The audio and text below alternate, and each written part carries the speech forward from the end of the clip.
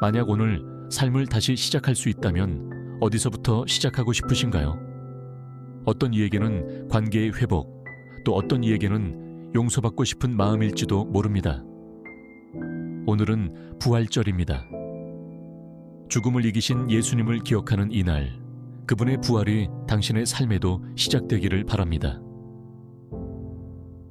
다 같이 사도신경으로 신앙 고백을 드리겠습니다. 나는 전능하신 아버지 하나님, 천지의 창조주를 믿습니다. 나는 그의 유일하신 아들, 우리 주 예수 그리스도를 믿습니다. 그는 성령으로 잉태되어 동정녀 마리아에게서 나시고 본디오 빌라도에게 고난을 받아 십자가에 못 박혀 죽으시고 장사된 지 사흘 만에 죽은 자 가운데서 다시 살아나셨으며 하늘에 오르시어 전능하신 아버지 하나님 우편에 앉아 계시다가 거기로부터 살아있는 자와 죽은 자를 심판하러 오십니다. 나는 성령을 믿으며 거룩한 공교회와 성도의 교제와 죄를 용서받는 것과 몸의 부활과 영생을 믿습니다. 아멘. IM 처치의 개원 예배에 오신 여러분을 진심으로 환영합니다. 다 같이 171장 찬송 드리겠습니다. 사랑의 주내 갈 길 인도하니 내 모든 삶의 기쁨 늘 충만하네. 주 하나님 독생자 예수 날 위하여 오시었네. 내 모든 죄 다 사시고 무덤에서 부활하신 나의 구세주. 살아계신 주 나의 참된 소망 걱정 근심 전혀 없네. 사랑의 주내 갈 길 인도하니 내 모든 삶의 기쁨 늘 충만하네. 주 안에서 거듭난 생명 도우시는 주의 사랑 참 기쁨과 확신 가지고 예수님의 도우심을 믿으며 살리. 살아계신 주 나의 참된 소망 걱정 근심 전혀 없네. 사랑의 주내 갈 길 인도하니 내 모든 삶의 기쁨 늘 충만하네. 그 언젠가 주 뵐 때까지 주를 위해 싸우리라. 승리의 길 멀고 험해도 주님께서 나의 앞길 지켜주시리. 살아계신 주 나의 참된 소망 걱정 근심 전혀 없네. 사랑의 주내 갈 길 인도하니 내 모든 삶의 기쁨 늘 충만하네.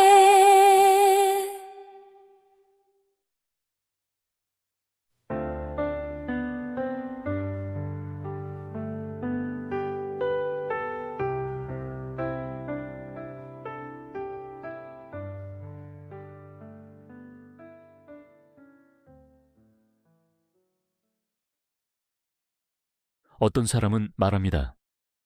인생은 계단 같다고요. 천천히 오르기도 하고 가끔은 미끄러지기도 하고요. 하지만 어떤 날은 계단조차 없는 것 같은 느낌이 듭니다. 멈춰 있는 삶.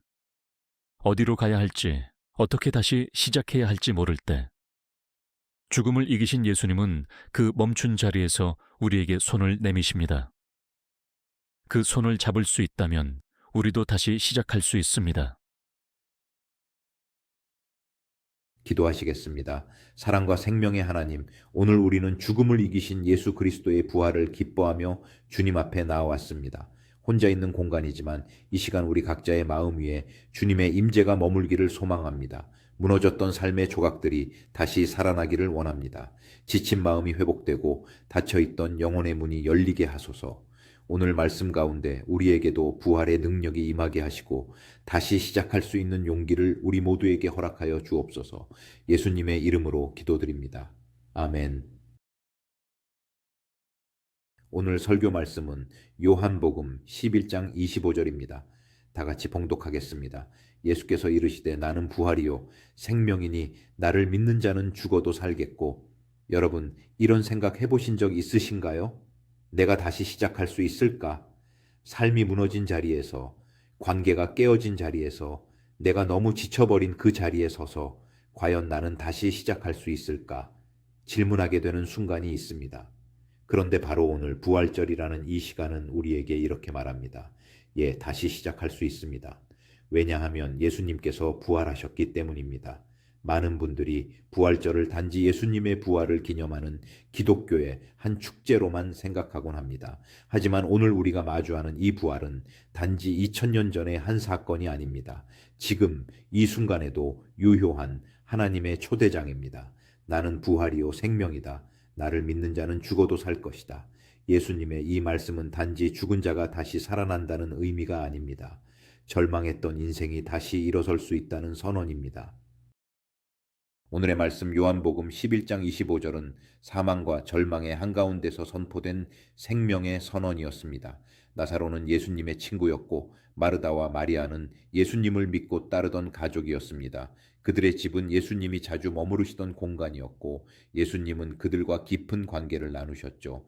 그런데 나사로가 죽었습니다. 그리고 무덤에 들어간 지 이미 나흘이 지났습니다. 마르다는 절망 속에서도 예수님을 맞이합니다. 그녀는 여전히 주님을 주여 라고 부릅니다. 그녀의 말에는 믿음도 있지만 동시에 절망도 담겨 있었죠. 주께서 여기 계셨더라면 내 오라버니가 죽지 아니하였겠나이다. 이 말은 이런 뜻이기도 합니다. 예수님, 당신이 늦으셨어요. 당신이 계셨다면 살릴 수 있었겠지만 지금은 너무 늦었습니다. 마르다는 예수님께서 예전에 역사하셨고 언젠가 마지막 날에 부활시킬 것을 믿었지만 지금 이 순간에는 아무 일도 일어나지 않을 것이라고 생각했습니다. 바로 그 순간 예수님은 말씀하십니다. 나는 부활이요 생명이다. 이 말은 시간의 틀을 깨는 선언입니다.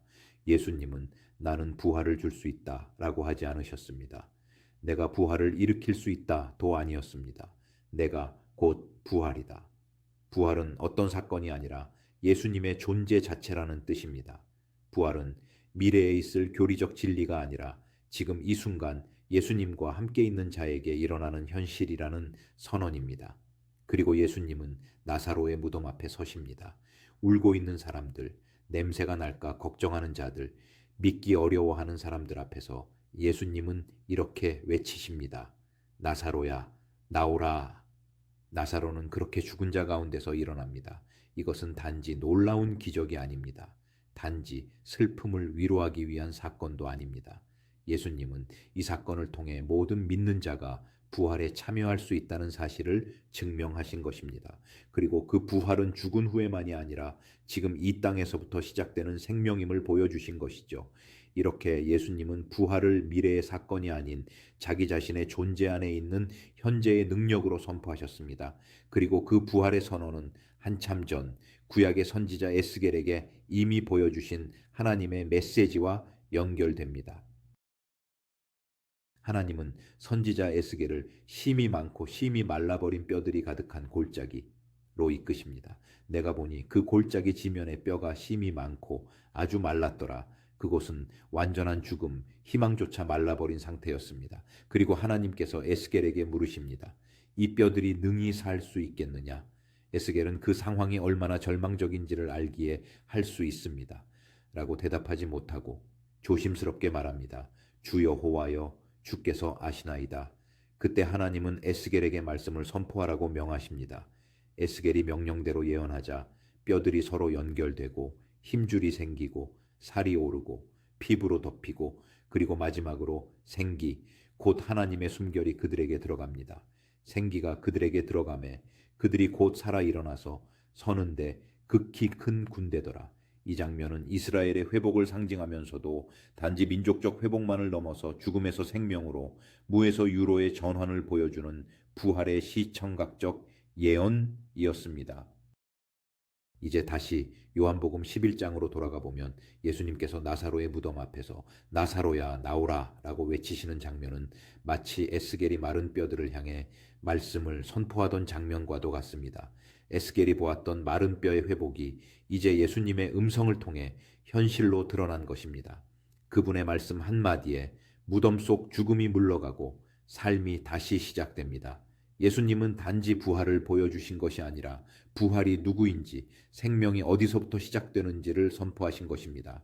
우리는 종종 하나님의 능력을 과거에만 묶어두거나 언젠가 오게 될 미래의 위로로만 기대합니다. 하지만 예수님은 말씀하십니다.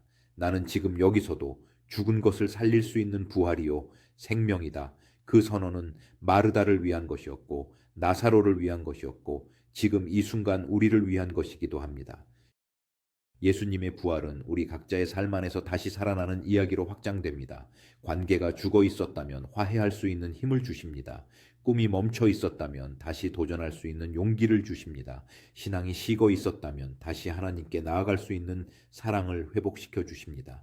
여러분은 지금 무엇을 다시 시작하고 싶으신가요? 그건 신앙일 수도 있고 사랑일 수도 있고 자신감일 수도 있습니다. 예수님의 부활은 그 모든 죽어 있는 것들에게 다시 생명을 불어넣으십니다. 이제 우리에게 남은 것은 부활의 약속을 붙잡고 살아가는 것입니다. 예수님께서 나사로를 살리신 것처럼 하나님께서 에스겔의 마른 뼈, 골짜기에서 생명을 주신 것처럼 오늘 우리 삶에도 부활의 역사가 일어나기를 축복합니다. 이 부활의 아침, 예수님이 우리의 삶 안에 살아계신다는 사실이 우리를 일으켜 세우는 힘이 되기를 바랍니다.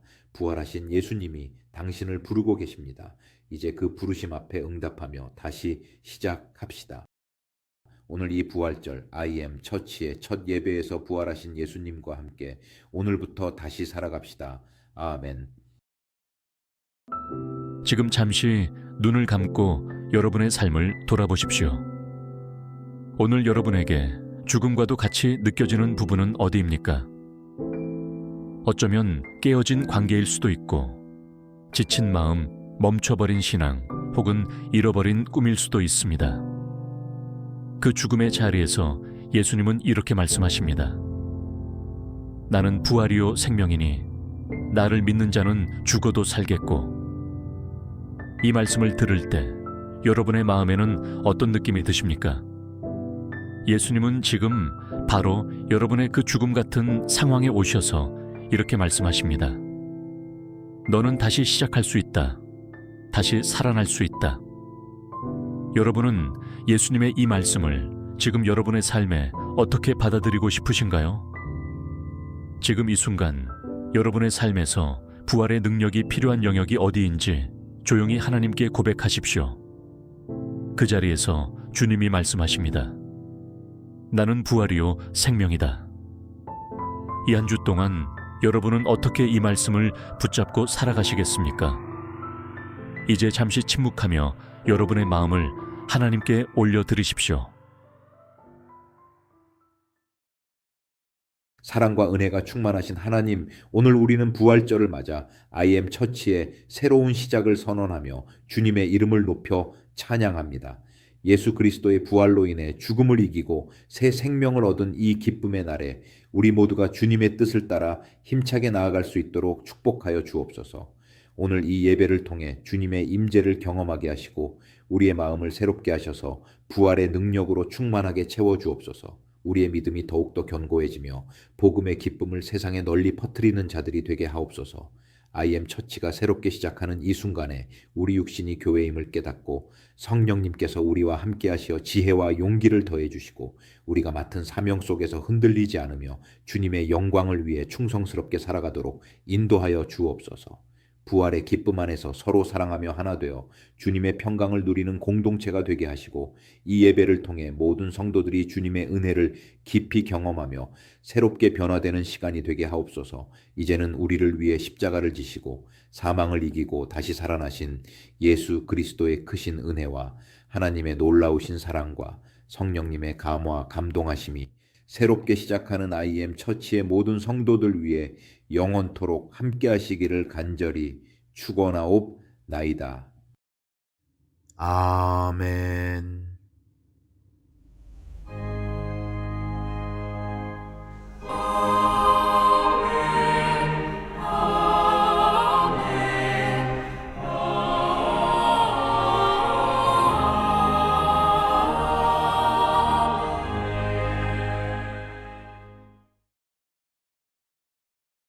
오늘 IM 처치의 첫 번째 예배에 함께해 주셔서 감사합니다. 부활하신 예수님 안에서 다시 시작할 수 있는 용기를 조금이나마 전해드릴 수 있었다면 기쁩니다. 앞으로 매주 주일마다 온라인 예배 영상이 이곳 유튜브 채널에 업로드됩니다. 또한 매일 다양한 쇼츠가 여러분의 하루에 작은 위로와 빛이 되기를 바랍니다. IM 처치는 누구나 혼자서도 말씀을 누릴 수 있는 새로운 신앙 공동체를 꿈꿉니다. 여러분이 그 여정에 함께해 주시길 바랍니다. 구독과 알림 설정 잊지 마시고요. 다음 예배에서 다시 만나요.